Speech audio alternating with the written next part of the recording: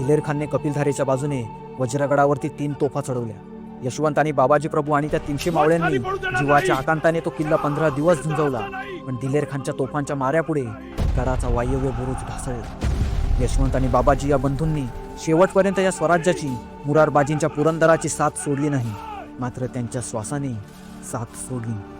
हे दोघेही वीर बंधू या लढाईत मृत्युमुखी पडले. पुरंदरची शक्ती असलेला वज्रगड पडला. आता पुढील वार पुरंदरवर होणार होता. वज्रगड पडल्याने पुरंदरसाठी हा खूप मोठा धक्का होता. मात्र पुरंदर आणि दिलेर खान यांच्यामध्ये शिवरायांचा एक महाकाय बुरुज उभा होता, ज्याचं नाव होतं मुरारबाजी देशपांडे. वज्रगड दिलेर खानकडे आल्यानंतर दिलेर खानला वाटले की आता पुरंदर पण ताब्यात आलाच आहे. त्याने वज्रगडावरती मुघली छावणी उभी केली. आपल्या तोफा वज्रगडावर लावल्या. आता पुरंदर थेट तोफेच्या टप्प्यात होता. दिलेर खानने पुरंदरवर नजर ठेवण्यासाठी ठाणी बसवली. त्याने तोफांचा मारा पुरंदरच्या सफेद बुर्जावर करायला सुरुवात केली. पुरंदरचा श्वास बंद करून दिलेर खान वज्रगडावर थांबला नाही. तो स्वतः आपल्या मुख्य सैन्यासह पुरंदरच्या दिशेने पुढे सरकला. हे युद्ध 1-2 दिवसाचं नव्हतं, सलग अनेक आठवडे चाललं होतं. वज्रगडावरून आणि खालच्या बाजूने पुरंदरच्या बुर्जांवर सतत तोफांचा मारा सुरू होता. दिलेर खान आपली पठाण फौज आणि अनुभवी चढाई पथक वापरून पुरंदरच्या तटांवर वारंवार चढाया करू लागला. पण प्रत्येक चढाईला मुरारबाजी देशपांडे आणि मावळ्यांनी कडवा प्रतिकार केला. एक गोळा, मग दुसरा, मग तिसरा, असे कित्येक गोळे सफेद बुर्जावरती येऊन आदळत होते. जणू डोंगरावर घाव बसावा असा आवाज होत होता. आणि या दरम्यान तोफांच्या या भयंकर माऱ्यात सफेद बुरुज अखेर ढासळला, भगदाड पडलं. आणि याच गोंधळात तोफांच्या माऱ्यादरम्यान किल्ल्यावर साठवलेल्या दारुगोळ्याला आग लागली. गडावर मोठा धमाका झाला. त्या धमाक्याने फक्त दगड उडाले नाहीत, तर दोन्ही बाजूच्या सैन्याला त्याची झळ लागली. दोन्ही बाजूचे नुकसान झाले आणि क्षणभर शांतता पसरली. धूर निवत नव्हता आणि तेवढ्यातच मुघली सैन्य सफेद बुर्जाच्या दिशेने पुढे सरसावू लागलं. संख्या अफाट होती. तोफा त्यांच्या बाजूलाच होत्या.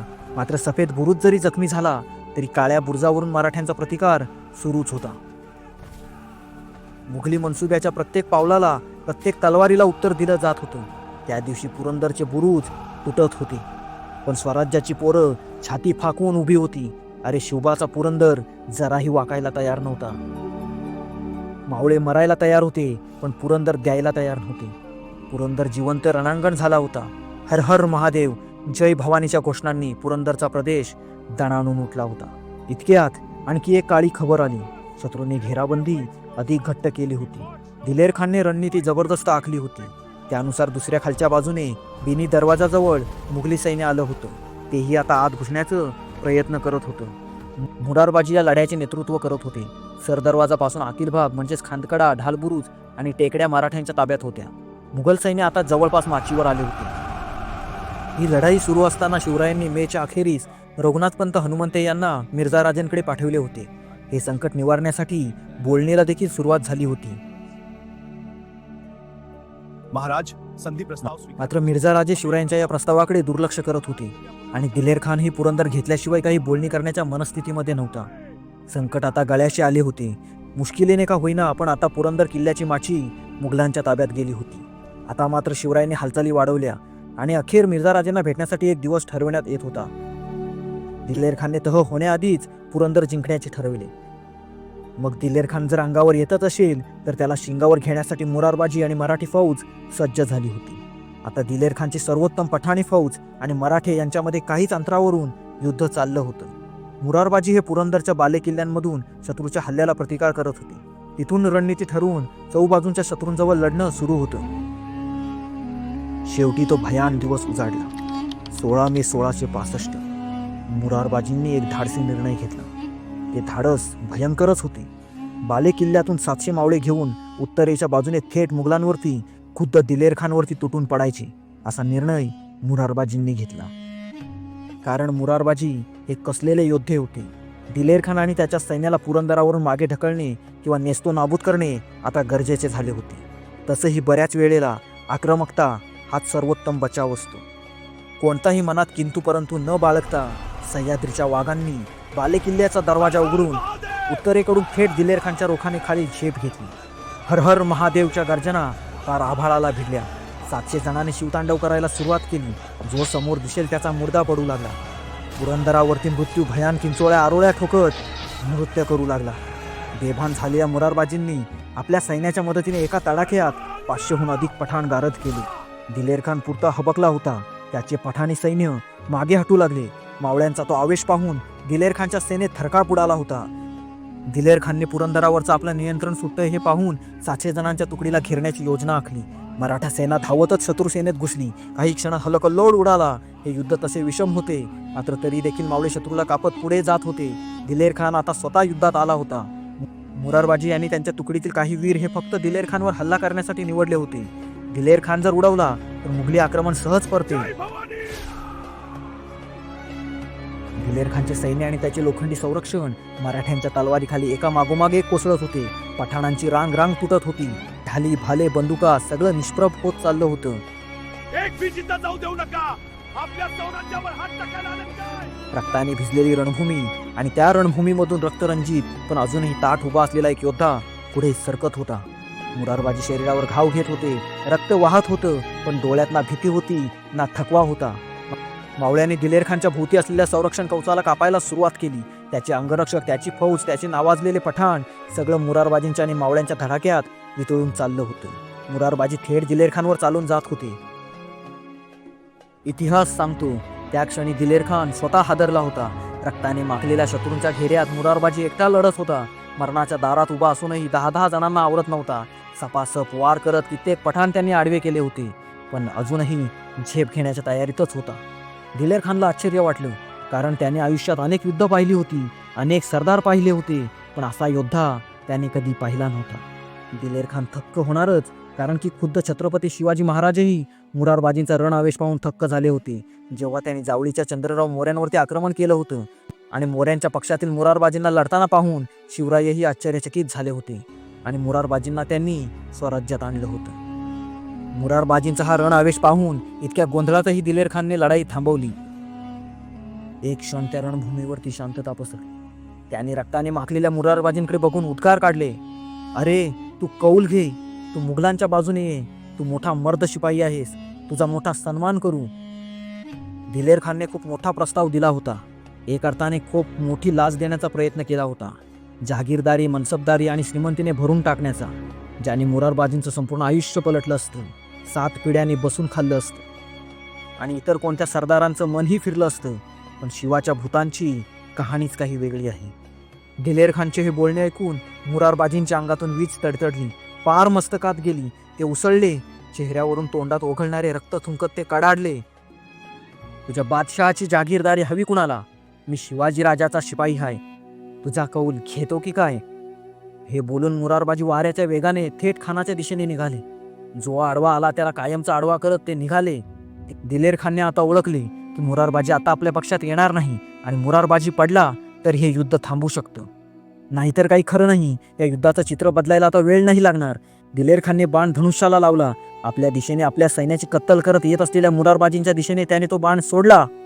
तो बाण मुरारबाजींच्या कंठात शिरला आणि कोसळले. पुरंदरचे काळभैरव माय मातीचं रक्षण करताना या माय मातीच्या कुशीत कोसळले. क्षणात सारं वातावरण सुन्न झालं. आपल्या वाघासारख्या आणि अजिंक्य किल्लेदारांना असं अचानक पडलेलं पाहून मावळे थबकले. सभासद बकरीमध्ये म्हणतो, दिलेर खान तोंडात अंघोळी घालून म्हणाला की असा शिपाई खुदाने पैदा केला. दिलेर खानला वाटलं त्याचा मनसुबा पूर्ण झाला. किल्लेदार पडला, पण त्या किल्लेदाराने काही क्षणापूर्वीच दिलेर खानला जे 2 वाक्यात उत्तर दिलं होतं त्याने मावळ्यांच्या अंगात ज्वालामुखी फुटला होता. मावळ्यांचा आवेश अजून वाढला. 300 मावळे कामी आले होते, पण वाचलेला एकही मावळा मागे हटायला तयार नव्हता. पुरंदरला वेढा टाकावा तर वज्रगड लढत होता, वज्रगडावरती हल्ला करावा तर पुरंदर लढत होता, पुरंदरावरतीच पुन्हा हल्ला करावा तर स्वतः मुरार लढत होता आणि मुरारबाजीला मारावं तर एक एक मावळा लढत होता. काय करावं तरी काय? कसले बनलेत हे मराठे? कुठून उभी केली शिवाजीने ही माणसं? दिलेर खान पुन्हा हैराण झाला होता. पुरंदर किल्ल्यावर इतकी मोठी फौज, तोफा आणूनही त्याला पुरंदर पूर्णपणे जिंकता येत नव्हता. एक मुरारबाजी पडला आणि त्यांच्या पडण्याने, त्वेषाने अनेक मुरारबाजी उभे राहिले होते. आता बालेकिल्ला लढवण्यास सुरुवात झाली होती. मुरारबाजी पडल्याची घटना शिवरायांना समजली. ते ऐकताच शिवरायांचे डोळे पाणावले. मुरारबाजींच्या जाण्याने स्वराज्याची जणू एक बाजूच ढासळली होती. आता शिवरायांना तह करणे अत्यंत गरजेचं झालं होतं. कारण मिर्झाराजे जयसिंग फक्त पुरंदर जिंकायला आला नव्हता, तर भली मोठी फौज घेऊन संपूर्ण दख्खन जिंकायला आला होता. त्याच्यामुळे स्वराज्यावरती सर्वत्र खूप मोठं लष्करी दबाव होतं. आदिलशाही, कुतुबशाही यांनाही मिर्झाराजे शिवरायांच्या विरुद्ध आक्रमण करण्यासाठी तयार करत होता. पुरंदरच्या बाजूचा वज्रगड मुघलांच्या ताब्यात असल्यामुळे पुरंदरगड पूर्णपणे तोफांच्या रेंजमध्ये होता. त्यामुळे पुरंदरगड दीर्घकाळ लढवणे अवघड होते. शिवरायांना मुरारबाजींसारखी माणसे आणखी गमवायची नव्हती. किल्ले परत घेता येतील, पण एक एक स्वामीनिष्ठ मावळा पुन्हा मिळाला नसता. या अशा लढायांमुळे स्वराज्य कमकुवत होणार होतं.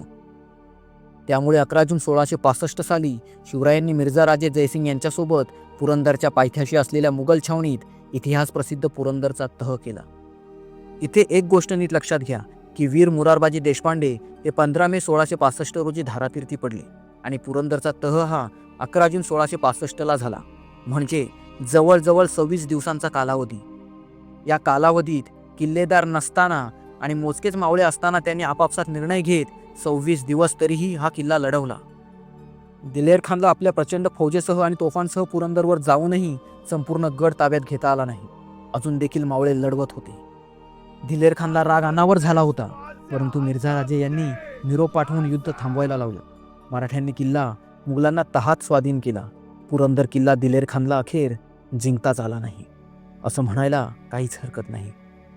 या तहानवये शिवरायांना आपल्याकडील 23 किल्ले मोगलांना द्यावे लागले आणि फक्त 12 किल्ले आपल्याकडे ठेवले. त्याचप्रमाणे 4 लाख होऊन इतकं उत्पन्न असलेला प्रदेश मोगलांना द्यावा लागला. पुरंदरवरती लढणारे महावीर, पराक्रमी, स्वामीनिष्ठ मुरारबाजी देशपांडे आपल्याला माहिती आहेत. मात्र त्याचप्रमाणे मुरारबाजींसोबत जे मावळे मुरारबाजी पडल्यानंतरही लढत होते, त्यांचं इतिहासाला नाव गाव काहीच माहिती नाही. मात्र त्यांचा पराक्रम कायम लक्षात राहील. त्याचप्रमाणे शेवटच्या श्वासापर्यंत शिवरायांचा शब्द राखण्यासाठी आणि आपल्या मायमाऊलीच्या रक्षणासाठी लढणारे वज्रगडावरचे किल्लेदार बाबाजी बोवाजी प्रभू आणि यशवंत बोवाजी प्रभू आणि त्यांच्यासोबतचे ते मावळे, या सर्वांचा पराक्रम लक्षात घेणं गरजेचं आहे. मुघलांना या युद्धातून कळून चुकले की मराठ्यांकडून गड घेणे किती कठीण आहे. काही वर्षांनी याच दिलेर खानला मुरारबाजींसारखा आणखी एक मावळा भिडला होता. त्या मावळ्याला पाहून दिलेर खानला मुरारबाजी देशपांडे आठवले आणि त्या मावळ्याचं नाव होतं नरवीर रामजी पांगेरा. त्यांच्यावरतीही व्हिडिओ आपल्या या चॅनलवरती उपलब्ध आहे. हे तुम्ही व्हिडिओ पाहू शकता. कारण की त्यांचा इतिहास फार लोकांना माहिती नाही. त्याच्यामुळे हा दुर्मिळ इतिहास पाहायला विसरू नका. डोळ्यात पाणी आल्याशिवाय राहणार नाही. आता पुरंदर किल्ल्यावरती तुम्ही गेलात तर बिनी दरवाज्यातून आत आल्यावर उजव्या बाजूला असलेल्या पुरंदरवरील त्या माचीवर एक घुमटी इमारत आहे आणि आत्ताच्या काळात मुरारबाजी यांचा बसवलेला स्मारक तिथे आपल्याला पाहायला मिळतो. ती घुमटी म्हणजे मुरारबाजी यांचे स्मारक शिल्प होय. त्या घुमटीत स्मृतिशिळा आहे. मुरारबाजी यांच्या हातात 2 तलवारी दाखवलेल्या आहेत. मुरारबाजी हे रायगड जिल्ह्यातील महाड येथील किंजलोली गावचे. किंजलोली गावाच्या पुढे गांधारी नदीच्या पलीकडे सोमेश्वर मंदिराच्या शेजारी मुरारबाजींची समाधी आपल्याला पाहायला मिळते. तर अशा वीरांना शतशत नमन. हे व्हिडिओ पाहिल्यानंतर अशा स्वामीनिष्ठ आणि पराक्रमी मावळ्यांना त्यांनी असीम त्याग केलाय, त्या मावळ्यांना तुम्ही एका शब्दात काय म्हणाल आम्हाला कमेंट करून नक्की कळवा. आणि अशाच व्हिडिओसाठी चॅनलला सबस्क्राईब करा. व्हिडिओ आवडले असेल तर लाईक करा. काळजी घ्या स्वतःची आणि इतरांची. इतिहास वाचा आणि हो, कृतीतून उतरू द्या. जय शिवशंभू.